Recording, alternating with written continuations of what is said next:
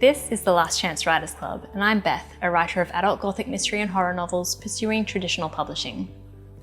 Whoever you are, however long you've been writing, no matter how many rejection letters you have clogging your inbox or papering your walls, you always have one last chance to try again.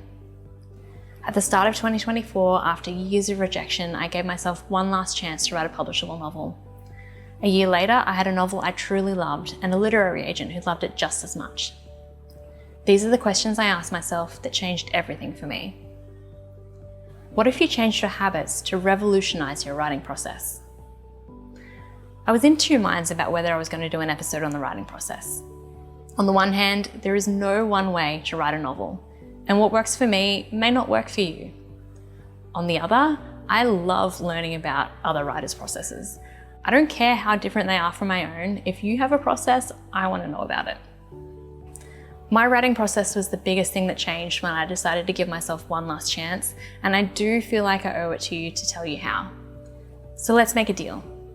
I'll tell you how I changed my writing process and my life if you promise to watch with a discerning eye. Take only what works for you. Around the time that I decided to give myself one last chance to write a publishable novel, I borrowed a book called Atomic Habits from the library. A few days later, I went out and bought my own copy, and the audiobook as well. I could tell immediately that this book was going to change my life, my writing life in particular. To this point, I had a slightly unhealthy relationship with writing. I'd wait until I had a good chunk of time, and then I'd open my Scrivener document with the intention of writing a mountain of words, and then I'd panic. The pressure to create in that wholly set-apart writing time was enormous, and I could never seem to live up to it. I'd give myself a whole weekend to write, and I'd go to work on Monday completely disappointed in myself. This was a constant cycle for me, clearing large sections of my life out for writing and then crumbling under the pressure.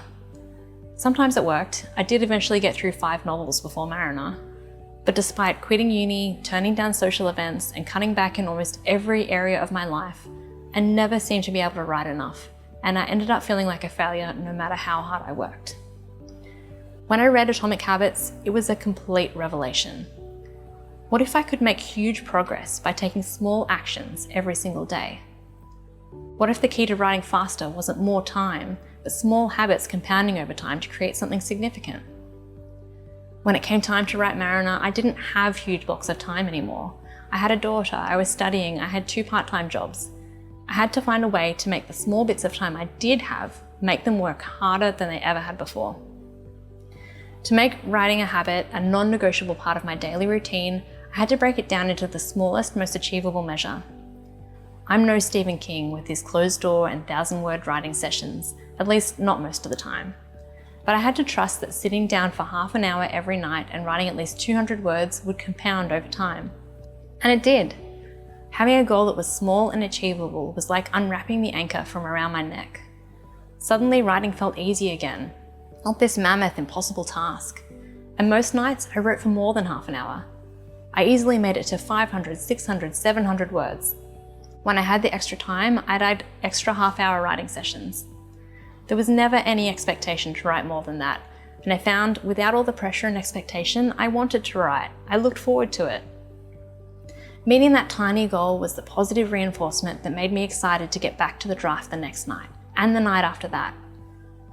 When I set my 200-word writing goal, I honestly thought it would take me 1.5 years to write a first draft. It took me 6 weeks. James Clear's 4 rules for making a habit stick are: make it obvious, make it easy, make it attractive, and make it satisfying. I made it obvious by linking it to other habits that already existed in my life. I already had a process for getting my daughter to sleep each night. As soon as she was asleep, I picked up my laptop. I made it easy by setting the smallest possible goal, one I knew I could achieve even on my worst days. I made it attractive simply through the boost of watching my word count grow each and every day, rather than my old process of waiting for the weekend and ending up disappointed each time. I made it satisfying by creating a spreadsheet to track my writing process. Somehow, just writing down my start and end times, my word count, and a short note on what I achieved that day was an incredible reward that I look forward to every day. A little dopamine boost that reinforced that habit and made me reluctant to miss a day. Some other things to note about this process are: I don't always write in order. If I sit down to write and I'm not feeling inspired by the scene in front of me, I'll often jump ahead to a future scene or go back and edit a scene I've already written. I also make good use of my notes app throughout the day. Writing at night means I have the whole rest of the day to think about my novel, to problem solve and to brainstorm solutions to those problems. Sometimes I'll arrive to my nighttime session having already achieved my goal, and then I'm free to play, working on whatever I want to in that time. I should also note, I don't follow this structure all year round, just when I'm actively drafting. Between drafts, I focus on other things like my assignments, my art projects, reading and other ways to fill my well. In a year when I'm no longer studying, I'm curious to see if I can tag team novel projects so I'm always writing something. But I've learned the most important way to make consistent progress in my writing is to take the pressure off, to enjoy it, and to take things slow.